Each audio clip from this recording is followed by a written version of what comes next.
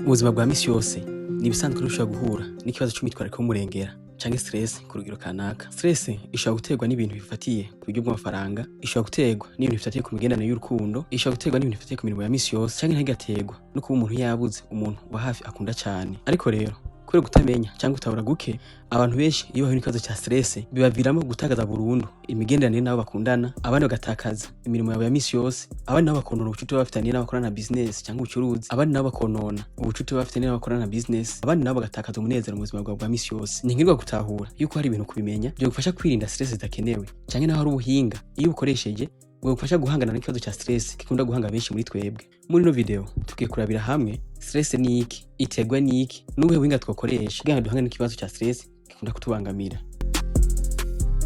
Ni kuri Big Dream Media. Ni muri mushasha kuri no chaîne ndagutumiye kugira j'aime na s'abonner nawe bamudukurikirana, reka ngushimire ukuntu wamudushikira imisi yose.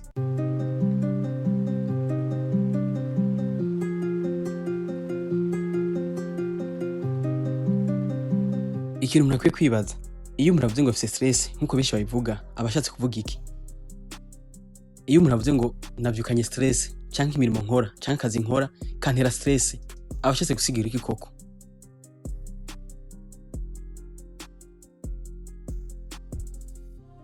Umwitwarariko w'umurengera canke stress ni ibihe bishika ku muntu aho ibibazo aba afise ateza gukemura aba ari byinshi ugireranije n'uburyo canke inzira abona zo kwikemura.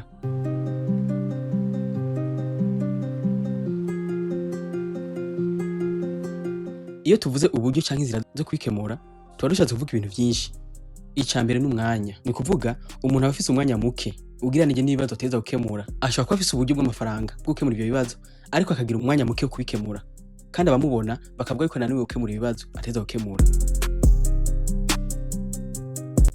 Icya kabiri ni uburyo bw'amafaranga.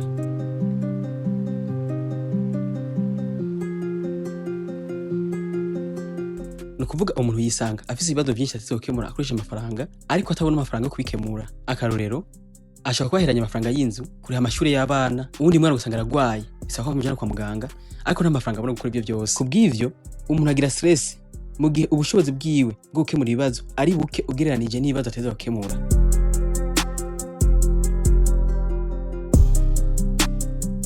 Uko umuntu arushiriza kubaka ubushobozi bwo gukemura ibibazo byiwe bya buri munsi niko arushiriza kujya kure ikibazo cya stress. Ikindi dukwiye gutahura nuko ibihe bya stress ntibituza ko kububi, ahubwo biba bishatse kudufasha guhangana n'ibibazo biba biri imbere yacu. Ni ukuvuga umubiri ushatse kukwereka ko hari ikintu kitameze neza bikwiye gufata ingingo kugira dukemure hakiri kare. Kugeza aho umuntu avuga ngo afite stress, ni kuvuga mu mubiri haba hasutswe umusemburo canke hormone bita adrenaline. Iyo nayo ni kugira ngo itwereke yuko hari ikintu kitameze neza umuntu akwiye gufata ingingo kugira ngo ikemure hakiri kare. Ariko kubera gutatahura cyangwa kutamenya, abantu bakoresha nabwo ubushobozi bw'umubiri bigatuma butanga inyishu itariyo. Ari nayo mpamvu tuvyita stress, kuko bituma twumva tumerewe nabi muri twebwe mu gihe byari kwiye gutuma tugira ingufu zo gukemura ibibazo biri imbere yacu. Bivanye no gutahura guke cyangwa kutamenya, abantu benshi ha gukemura ikibazo cya stress ahubwo batuma ciyongera. Abo nabo tubagabura mu mice ibiri. Umuce wa mbere ni w'abantu bahunga. Abantu bo muri no muce nabahinga bo guhunga ikibazo. Ni kuvuga niba abandi baba bazi yuko ikibazo kiraho kandi kinewe gukemurwa ariko ntibafate ingingo n'imwe kugira ngo bagikemure. Akarorero bashobora kwakira telefone y'umuntu abafitiye ideni bagaca bamukupirako bagaca bazigira ko bazimya na telefone, canke naho akaganira ikibazo n'umuntu afitanye imiganiro y'urukundo agaca agira ko ahindura umurongo wa telefone. Abantu babona yuko inzira nziza zo gukemura ibibazo ari uko bihunga. Umugugira kabiri ni w'abantu bameze nk'aho kwiswe n'inkuba iyo bahuye n'ikibazo kibarengeye canke bahuye n'ikibazo batagirira inyishu. Ni kuvuga abantu bahuye naba iyo bahuye n'ibibazo babura icyo gukora bagahitamo gutekereza. Wanashima ushobora kuvugana nabo ariko ntibanakwisha guma kuraba gusa. Uko gora kwabo ushobora kwibandagura ko wiyumvira umuti w'ikibazo bafise ariko habe namba baba bameze nk'abakwiswe n'inkuba.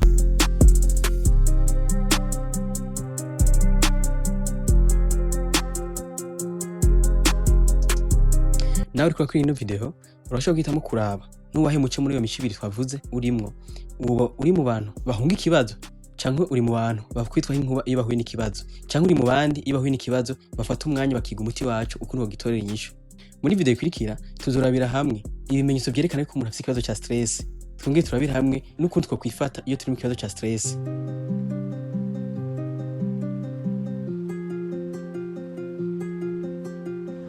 ndagushimira ko wabanye nanje gushaka kumenya ino video nongera nkwisogera partage kugira ngo shikira abandi.